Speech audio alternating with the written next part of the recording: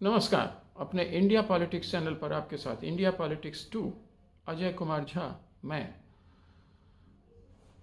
इधर दो चार दिनों से मैं आपके समक्ष आ नहीं पाया, क्षमा प्रार्थी हूँ। परंतु मेरे नहीं आने की वजह से देश की राजनीति का रफ्तार वो तो कोई कम हुआ नहीं, वो तो अपनी रफ्तार में चली रही है देश की राजनीति।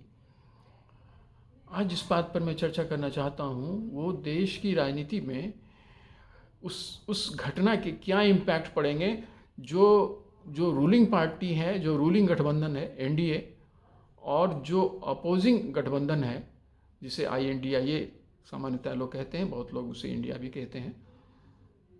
अब ये किसके घाटे और फायदे का नुकसान होने वाला है? ये सौदा, ये जो G20 सम्मेलन हुआ है, बहुत लोग छूटते ही कहेंगे ठीक है मोदी जी ने इसको किया और चीज़ें आती जाती दिखेंगी, वो गुजर जाएंगी और बातें धूमिल हो जाएंगी लोगों की स्मृति पटल से।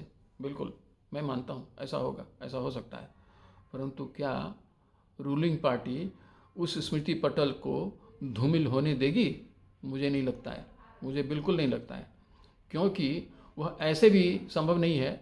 यूँ भी अगर वो सम्मेलन हुआ रहता और कोई यूनानिमस तरीके से किसी बात की सहमति नहीं बनी होती जिसकी वजह से ये दिल्ली डिक्लेरेशन आया होता, तब भी उसका फ़ायदा रूलिंग पार्टी ले जा सकती थी अगर वो ठीक से इसे ऑर्गेनाइज करती या करेगी तो।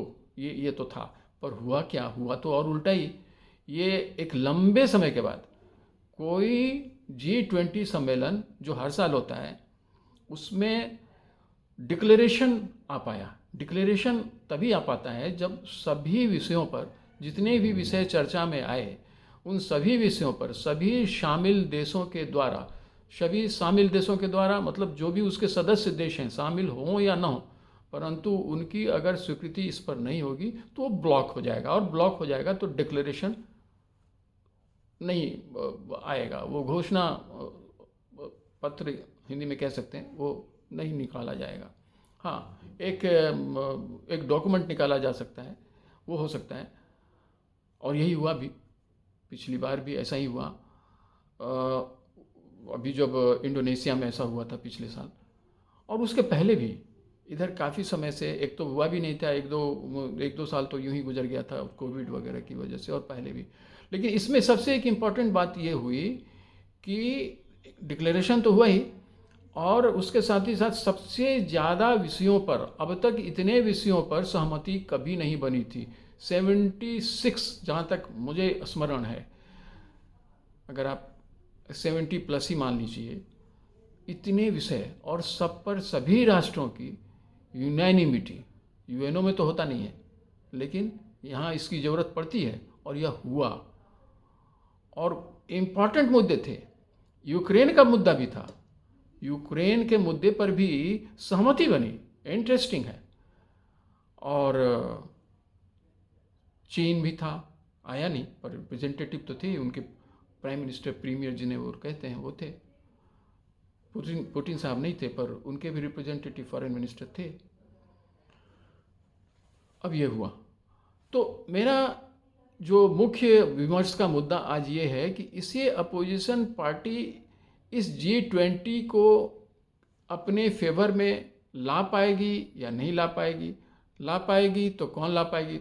तो अब आप कह सकते हैं कि ये सवाल ही बेतुका है, ये तो स्वाभाविक है कि चूँकि मोदी जी ने इससे किया था तो मोदी जी ला पाएंगे। ऐसा नहीं है, मोदी जी ने किया था तो मोदी जी को उसका एडवांटेज मिला। इस वजह से आप कल्पना करिए कि अगर ये डिक्लेरेशन नहीं आ पाता तो मोदी जी को भारी नुकसान होता।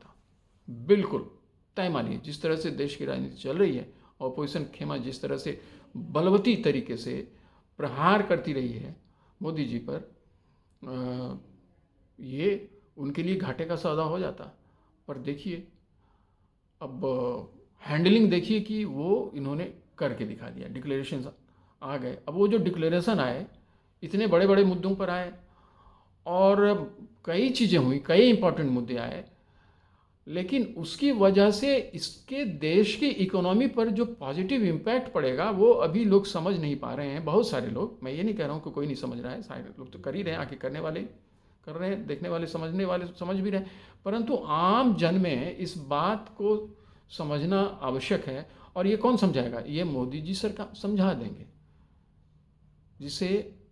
जिसका काट अपोजिशन के पास मुझे अभी की स्थिति में नहीं दिखता है। अपोजिशन बहुत पावरफुल तरीके से मोदी जी को एक तरह से काफ़ी मतलब मैं कह सकता हूँ कि परास्त कर सकती थी अगर दिल्ली डिक्लेरेशन साबित वो नहीं आया होता।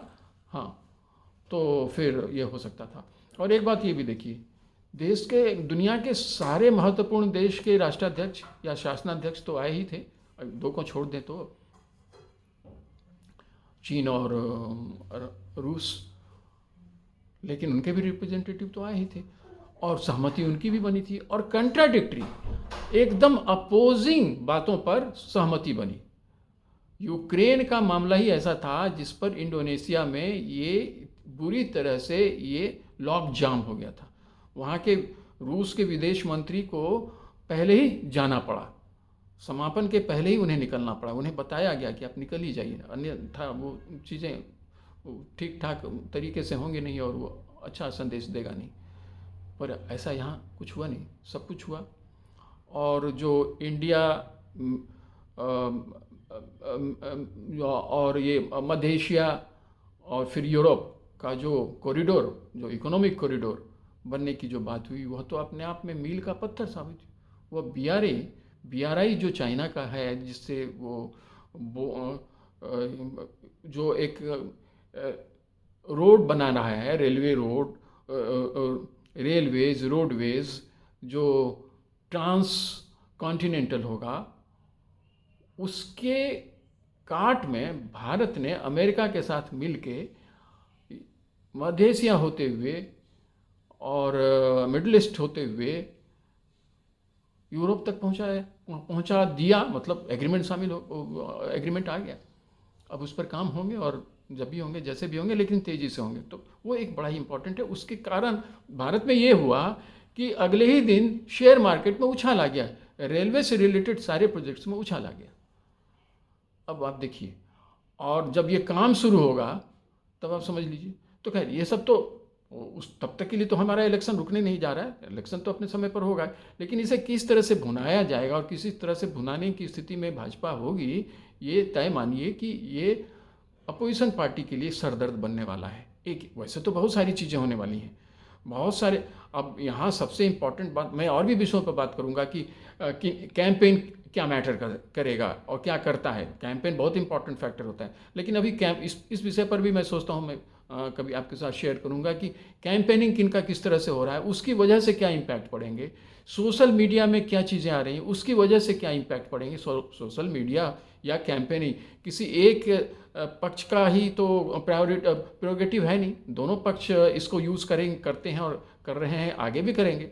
पर कौन किस पर भारी पड़ेगा, उनके प्रभाव पड़ेंगे। पर आज मैं जिस बात पर चर्चा कर रहा हूँ वो G20 के सफल होने की वजह से वो क्या इसका इम्पैक्ट पड़ेगा। स्वाभाविक तौर पर कोई भी सीधे सीधे यह कह सकता है कि ये मोदी जी के हिस्से में जाएगा, पर ऑटोमेटिक अभी नहीं जाता। अगर मोदी जी इसे अच्छी तरह भजा नहीं पाएंगे, मान लिया जाए, तो फिर और इधर अपोजिशन हावी हो जाए यह समझाने में कि यह सब बस एक यूं ही एक शो था जो मोदी जी ने बस कर दिया, उसका कुछ खास इम्पैक्ट पड़ा नहीं।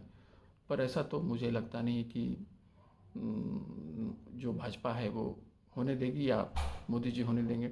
वो काफ़ी जमकर होगा, वो मुझे लगता है ये अपोजिशन के लिए। अच्छा, और उसमें भी सबसे बड़ी एक परेशानी की बात ये हो गई कि अब खुद अपने पैर पर भी तो कुल्हाड़ी मारते हैं ये अपोजिशन वाले।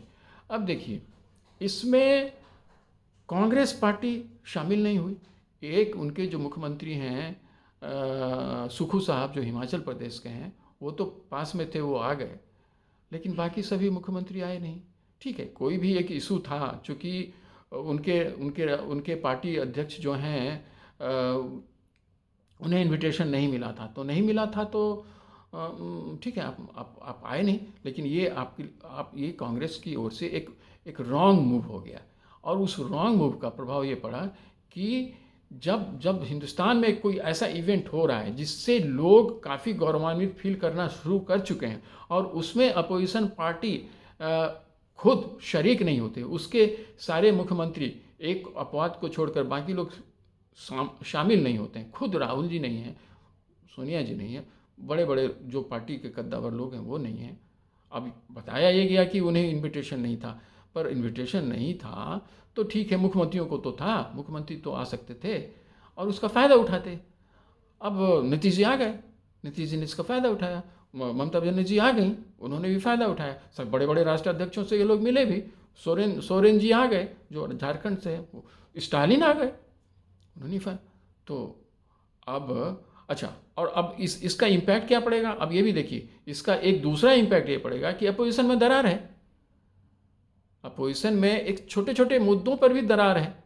अब एक बैठक में, ठीक है, ये बैठक कोई छोटा मुद्दा नहीं था, ये बहुत बड़ा मुद्दा था, तो ये तो बड़ा मुद्दा था तो और भी आपको आना चाहिए था ना, ये आपने होने नहीं दिया, और इससे भाजपा भजाएगी, और भजाना भी चाहिए, क्यों नहीं भजाएगी, सफलता मिली है, इतनी बड़ी सफलता है, देश को इतना बड़ा प्राइड मिला है और उसमें इतनी बड़ी सफलता मिली है।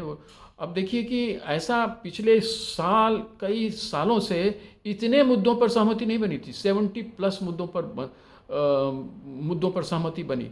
मामूली बात है, एक घर में 2 लोगों को 4 लोगों का सदस्य होता है अगर फैमिली में, तो उसमें सबों को तो मना पाना, कॉन्सेंसस बना पाना कितना कठिन होता है, हर व्यक्ति और हर परिवार जानता है।